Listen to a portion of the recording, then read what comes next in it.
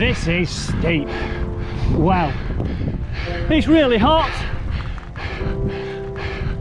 I'm a cyclist and I live in the Pennines. And if I sound out of breath right now, that's because I'm going up Hardknott Pass.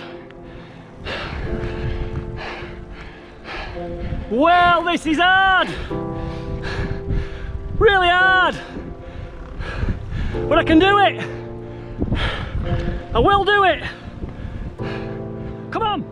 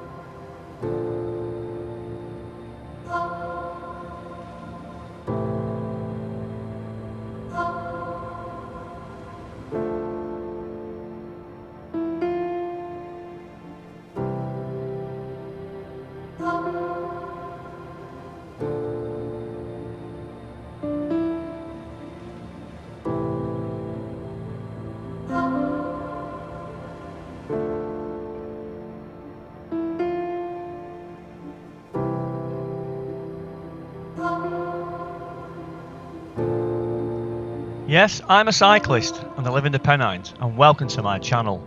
And on today's ride, we took on the hardest 100, which is an absolute beast of an event, which starts and finishes in Coniston in the Lake District. The total ride distance today was 174 kilometres or 108 miles, with an amazing elevation gain of 3,870 metres, which is 12,698 feet. And this was the hardest cycling event I've ever done. The heat was going to be a major factor today, and looking at the parkour, it was challenging to say the least. With 11 significant climbs, starting with the Old Rake out of Torva, onto Corny Fell, Ulfa Fell and Burka Fell, the classic Hardknott Pass, and the imposing ascent of Rhinos, Bleetarn, Oxenfell and onto Hawkshead.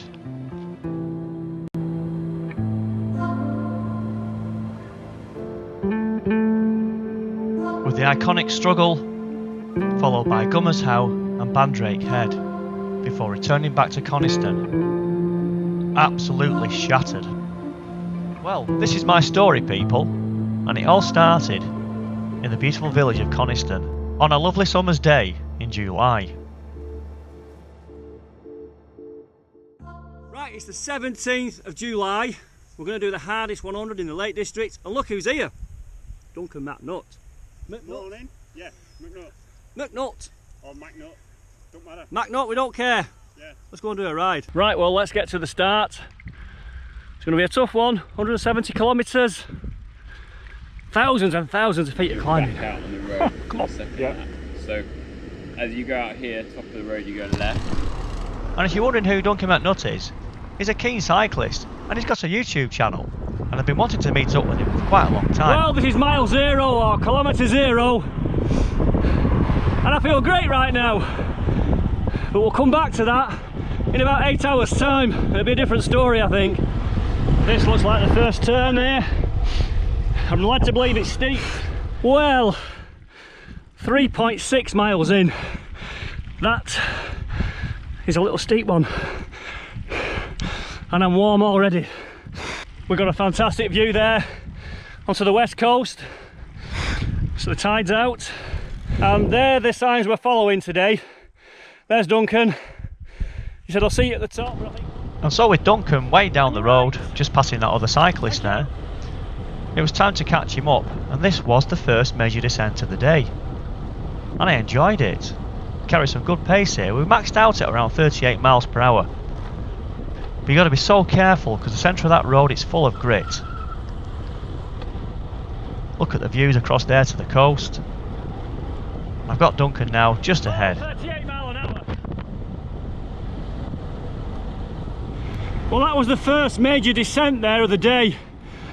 Pretty quick, gravelly, rocks where the farms traffic comes across, so got to be so careful on them descents. And then Duncan said this can get a bit quick. We're on the approach to Duncan Bridge here, and we were cruising here at 45 miles per hour.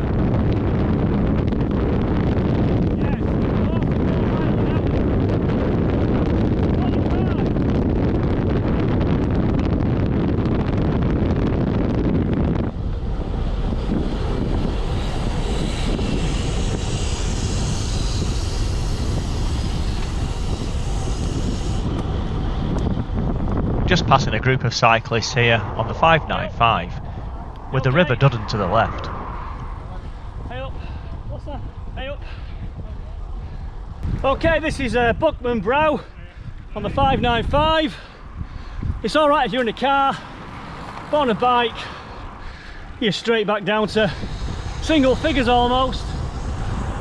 But after the climb you get a nice descent, and just look at this, and we're not far from Halfways. Duncan's taking the lead there, and we're carrying some good pace again. These are perfect cycling conditions.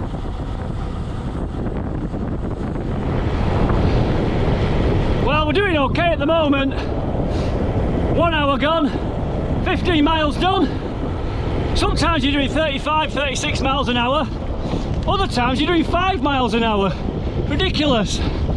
The hills and the roads are so sapping. Right, Duncan? Yes, thanks. That was a nice stretch.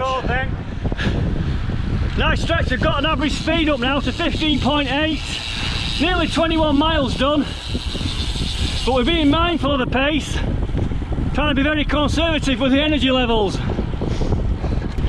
This might now start to get interesting again. The Corny Fell. Right, we're approaching 24 miles now. We're on some lovely narrow lanes. Always mindful of the cinder in the middle.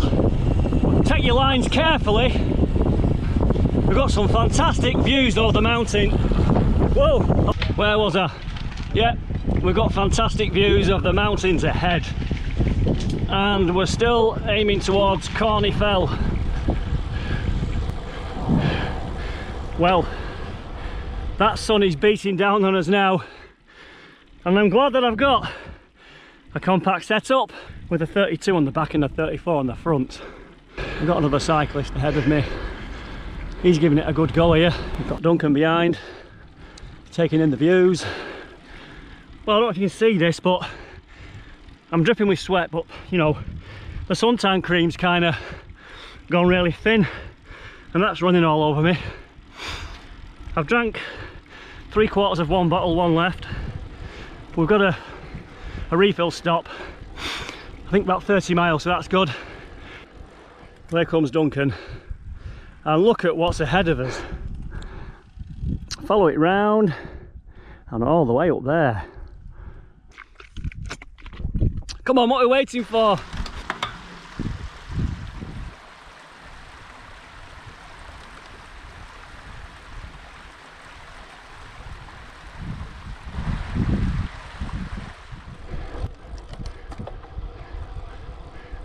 And that road ahead looked pretty imposing, and the sun was starting to beat down.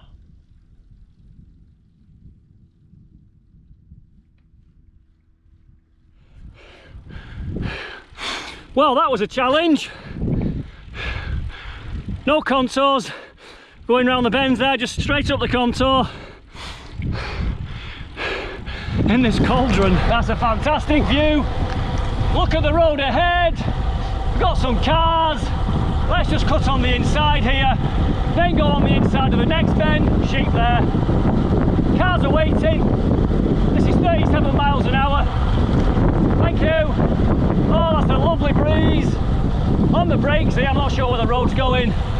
We've got a right and a left. Yeah, let's get some nice lines here. Oh, loving it. Freewheeling. 39 miles an hour, 40 miles an hour, 41. I can see cars ahead. I'm on the brakes. I do not know this road. 30 miles miles an hour. Cars, we're coming through. Thank you. More cars, potholes, big potholes. Cars, thank you. Oh, more potholes. Right-hander. We're at 30 miles an hour. I'm on the brakes again. I'm going to cut in. Carrying the speed here. Still 25 miles an hour. That's not too bad.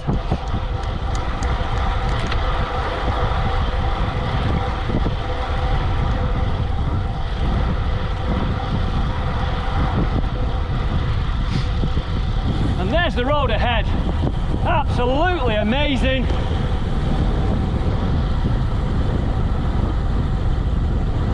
But anyway, that was a great descent, but you've always got to be careful. And then we stopped to look at the view. What a view. And then over there somewhere. See that valley right in the middle? Yeah. That's Hardknott, get up that. Yeah. Yeah. There's the road. We're going to follow that line all the way across there. More descending. And so here we are now continuing on this descent near Thwaites Fell. And as you can see, it's just absolutely cycling heaven. And Duncan's quite a good descender as well, because we're carrying some excellent speed here. And I don't know these roads, so I'm taking lots of risks. Just caught up with some traffic here. We actually asked the car driver to let us go by, but he wasn't for doing that. Can we come through? Can we go past? Now shortly afterwards, I had a puncture. Or at least I thought I did, because my tyre felt pretty low. But I couldn't actually find a puncture. Gator skin. So perhaps the valve had slowly been leaking. Did you hit one of them potholes then maybe? I don't know. Because there were some bad potholes on that descent. That surface has got a lot worse on that road since I last came over. Well, we've got a puncture, which I wasn't expecting. Oh, yeah. That's all. It must be a slow puncture. I've had a quick look at this inner tube. It doesn't seem to be going down. I can't find anything on the tyre, so let's just put it all back together. Get a new inner tube in anyway and crack on. Isn't that fantastic? How are you feeling, Duncan? Hot. Hot! So while we were just talking about the ride so far, we weren't far from the first rest break. And it was well needed because the water bottle needed to be topped up. We needed to get some bananas and rice cakes to refuel our bodies. And they even had a track pump so I could inflate my tyres to the correct pressure. Because this is key. On a hot day when you're braking heavily, you don't want your tyres overinflated when you're braking heavily on these steep descents. And so after the quick rest break, it was time to take on the next climb. Bit of steep one this. Yeah. Birkefell.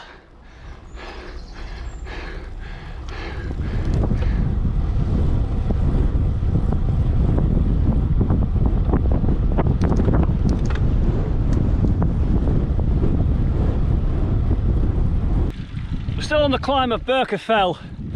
I think I can see Weatherlam and Coniston over there again, the old man sunning. Quite remote here.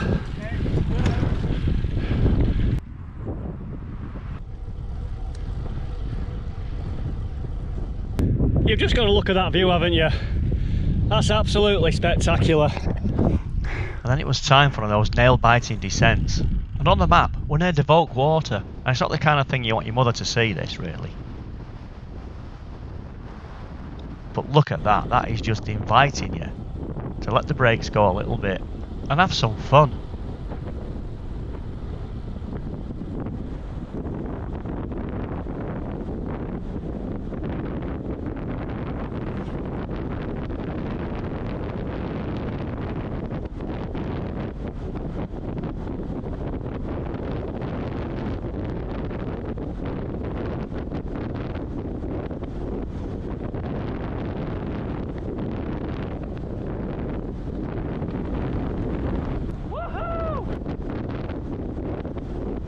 Well, that was a wicked descent.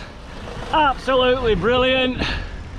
I think Duncan's feeling it. I think the heat is causing him some issues, so he said to me to ride on, which I'm reluctant to do, but I'll catch up with him shortly and see how he feels.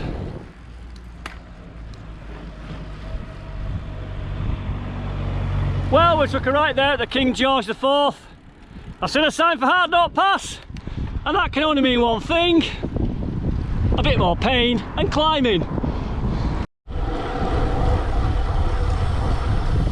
Just going past the little Dalesgarth railway station there. Loving the ride, loving it. I've done parts of this before on coast to coast, but oh yeah, you've got to try this, people. Get yourself up here and have a mini adventure.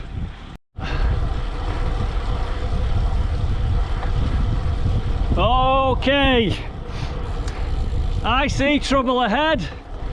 I can see what looks like a bloody big hill in front of me. We've got to get up.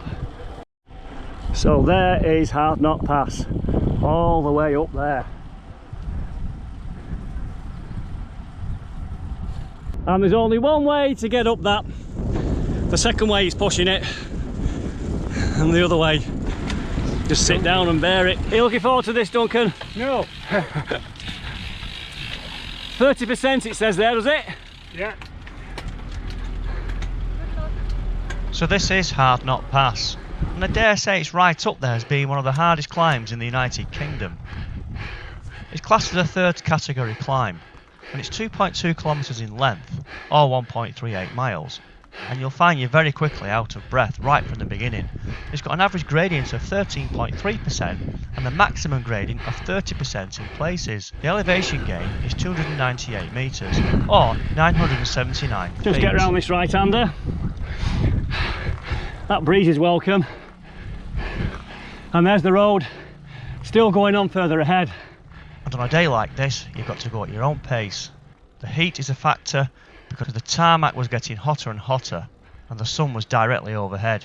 And I was worried about how my body was going to cope. And here I'm just sorting my water bottles out for the climb further ahead. And also be mindful of other road users, because it can be narrow and it can get quite congested. This is steep. Wow.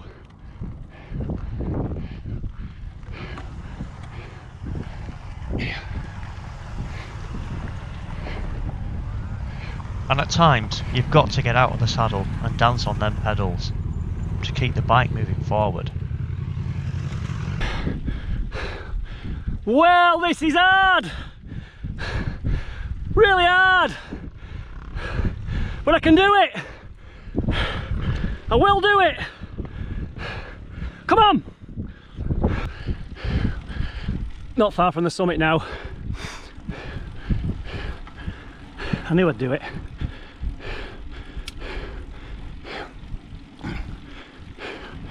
Sharp crest and over the top. And then there was a much needed summit refreshment stop. And I wasn't too sure how far behind Duncan was, and I also had to get myself focused for this descent because it's extremely technical and dangerous.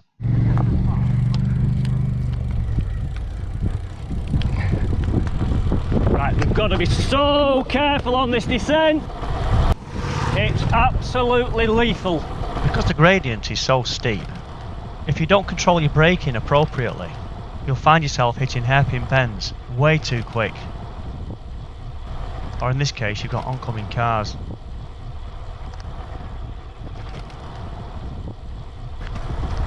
Thank you, coming through, cheers. But look at that view ahead. That's just breathtaking.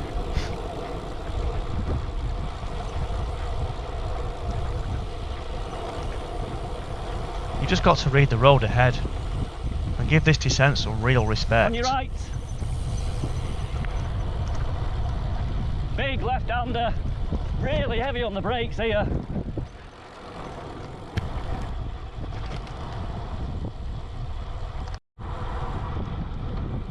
I'm just moving further on down this descent. I caught this rider up and then you've got a fantastic view looking across towards Rhinos, and that's the next climb of the day.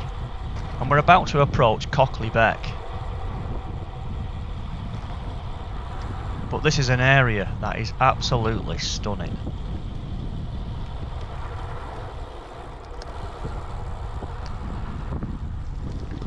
And in this valley now, we're following the feeder stream where the source for the River Duddon begins.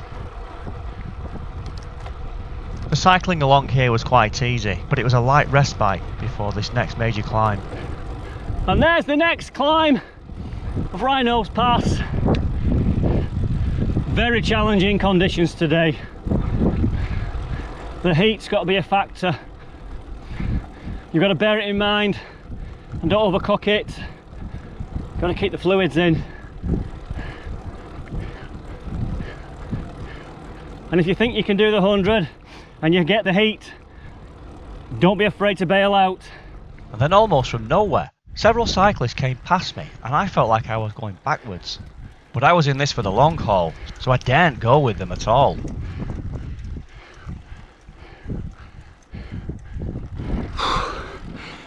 I don't know how them guys did that then. They were giving it some. Nearly at the top. 47.5 miles in. But with a fantastic descent approaching, I knew I could rest my legs and get some more miles covered quickly. This is wicked and you cannot take the risks. But look at that for a road ahead. And all the cyclists who passed me on the climb, I actually caught them up on the descent. But it's not a race, and a few of them actually got cramp and had to stop and stretch their legs. Camping there. We've got a sign. It says 25%. It's going to get steep. Oh, some respite now. And the legs have taken a battering. And 2 big climbs. Call it 3 with Birkefell.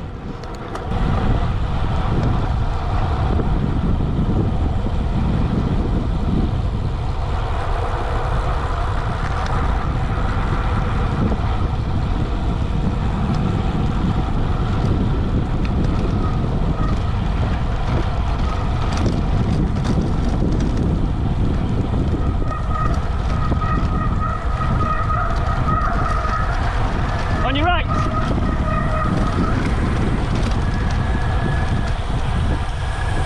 On your right. Now as I passed these cyclists, I could see that they were on the brakes, and the friction building up on the rims or through the wheel expands the air excessively. And the guy in front here, his front wheel blew out, but he controlled the bike safely.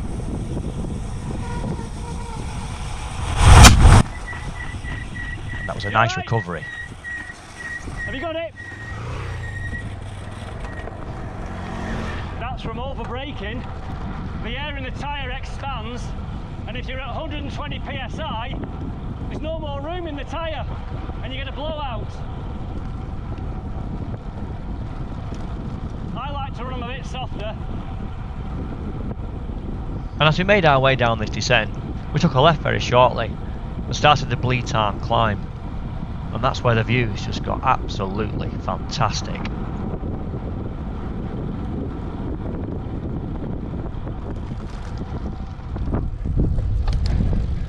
And if you look ahead there, those alpine looking summits, that's Piker Stickle and Harrison, with Paviark to the right. And we're in the Langdales. And then on the other side of this climb was a fantastic descent. Lots of hairpin bends. Just look at the views there. There's so many mountain tops you can name here straight off. Piker Blisco, Crinkle Crags, Bowfell, Esk Pike, Hill Crag, Scarfell's right in the background somewhere, Scarfell Pike. It goes on, and I've walked up all of them. And this takes cycling heaven to another level. I better just check in with you actually. I've not left Duncan behind. We had a chat before Hardknott and he said he was struggling. So on the climb there it was really intense. And I could see that he was just going to drop back a bit. So I thought it was like an ideal time to just keep moving at my pace. We've all got to do it at our own pace really. And then by the time I got near the top, I think there was such a significant gap. And I don't mean that disrespectfully. He just needed to do it at his own pace. So I kept on moving, just for the record. But no doubt we'll meet up again and do some more things like this. He's a top bloke, got a good channel, it's well worth a watch. And before we knew it, we were back in Coniston, and this is at about 100 kilometres, or around 61 miles, where I bumped into Andy, who's in the cycling group based back in the Pennines. This is Andy, he's in our little group, good rider. And like most of the riders today, they decided to call it quits after that big circuit because it was just so intense with the heat. But it's time to get a bite to eat and some much needed coffee. Car. Just get some more suntan cream on, fill up and do round 2. Although it's an absolutely roasting day, I'm going to have a cup of coffee because I think it'll just refresh the parts that maybe Lucas Age can't touch. Oh yeah, that's nice that. I've got honey in that as well. That's really nice. Oh, that's nice. Oh yeah. Yeah. Have fun with the struggle. It's a struggle all the way, I think. Yeah. Right, it's time for part 2. I hope I can do this without any cut off. 60 miles just done. About another 45 left to go, I think. Right, let's leave Coniston behind again and head our way out on the next section of this really tough ride. It is tough. Blinking heck! That's a big hill out of Coniston. Whoa! Straight into another oven. Getting really hot. Big climbs, not much air. Woo. And by the looks of this, we take a left here. We're on Hawkshead Hill.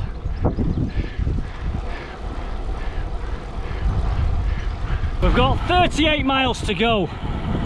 And we're just approaching Ambleside, north side of Windermere. And looking at the map on here, I've got some contours to negotiate soon. Oh, it's really busy in Ambleside. And it gets warm with all the traffic. You can feel the heat off the cars. Oh, here's the sign for the struggle. I've got 37 miles to go. I've got to treat that like a ride after work. Just having a moment, because I'm on the struggle. There's sun baking down here. And I've got to get up that. I'm getting to the point where I'm thinking the challenge is greater than the fun now. And I'm pretty mindful of being exposed in this all day.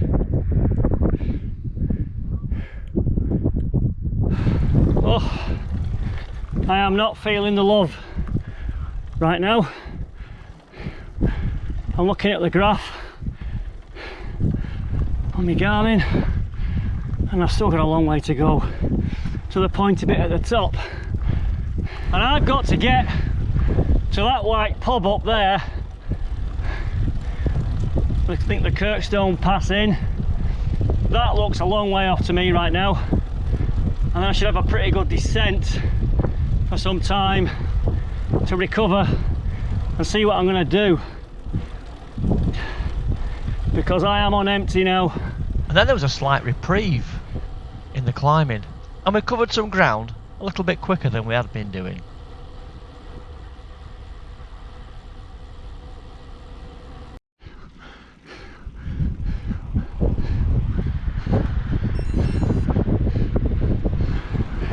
That was ridiculous.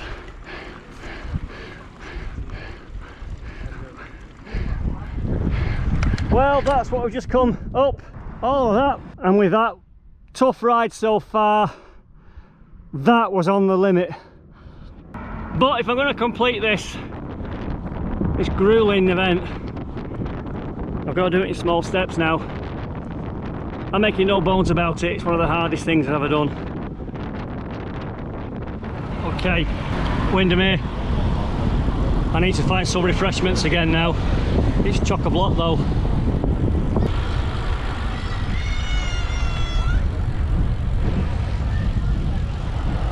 Gotta fill these up. I've got to make sure I keep hydrated, or it could really go wrong. Hopefully I can get some Coca-Cola, and that might lift my spirits. So just come with me a minute. Oh, let me just get on this grass.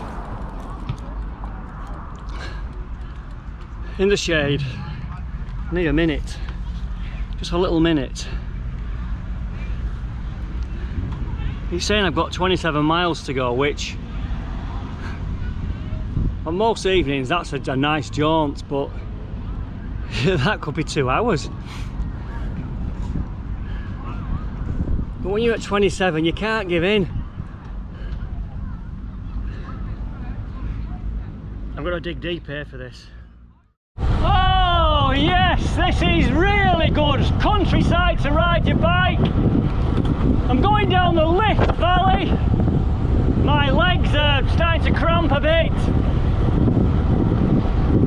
And we've got about 25 miles to go, I think. At least we've got some pace back in the bike. I've got to give it a real measured effort at the moment though. I can't press too. And there was the final feed station just ahead, which I'd forgotten all about. But it was time to have one final refuel. Oh, the final checkpoint. Oh, watch my legs. Ah. Do you get people talking to themselves here now at this point? Yeah. You know. Swearing a bit. Oh yeah, swearing. Yeah. Well, that rice cake hit the spot. I've got a tablet in my drink that might take the cramp away. A 24-mile section now. I'm going to break it down bit by bit. We're on the 5074. Come on. So yeah, we've got to do it. We've got to finish it. I've cycled on this road before actually. I did a 175-mile ride from home up to Windermere, and I came down here a few years ago. Just going through Bowland Bridge, an idyllic little hamlet here, and looking ahead I've got a big climb to get over. Probably like the penultimate climb of the day really. There might be a little spike before Coniston, but we'll keep plodding on. Get round these switchbacks. And so after that final rest break, I realised that there was only me left doing the course, and it became apparent that most cyclists had dropped out at the 100-kilometre mark because it was too hot. And in fact, the event organisers were closely following me along this route, taking down the signposts. And there's the van. It actually caught me up. So at this stage, I was effectively on my own, navigating by my Garmin GPS. Thanks for the offer. Alright, yeah. Yeah. So the signs will start disappearing shortly. Yeah, there's not long to go. Alright. Thank you. See ya. They're taking the signs down, so I am relying on the GPS to get me back. We will do it though. Oh well. I'm in a lovely cool wooded section now. Start like another little spiky climb. Oh, just keep going. And there'll be another spiky climb. And we're 15 miles to go.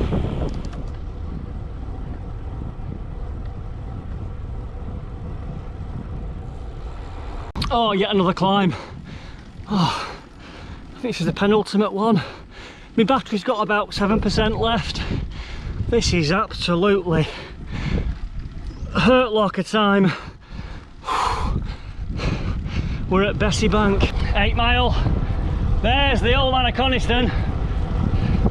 It's getting late now.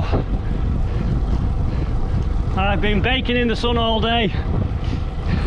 Well, it's 7:15 in the evening and I've got Coniston on my left, so I've got to follow it now on the opposite side. Final few miles. Come on, we can do it. And at this stage, I was on a mission. I had 3% battery life left in the Garmin. The traffic was holding me up. Yeah, come on. But I knew I was going to finish. Yeah, you can go. And there's one thing that I always say to myself, and that's never give up. If you commit to something, you do your best to finish. And today, I pushed myself to the limit. And in all honesty, It'll take some time for this achievement to sink in because it was really, really hard. But I'm glad that I did it.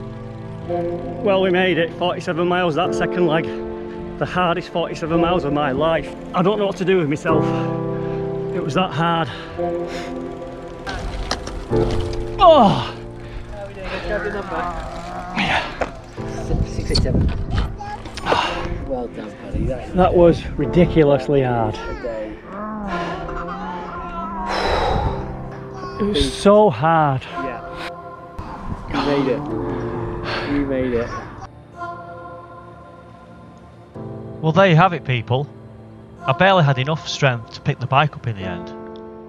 But I completed this event, 108 miles, in 8 hours and 43 minutes, 12,698 grueling feet of climbing. The average speed was 12.4 miles an hour, total of 10 hours and 29 minutes in the baking sun this day. And this was a truly remarkable achievement, and only a handful of people actually completed this ride today. I'm a cyclist, and I live in the Pennines, and thank you for watching.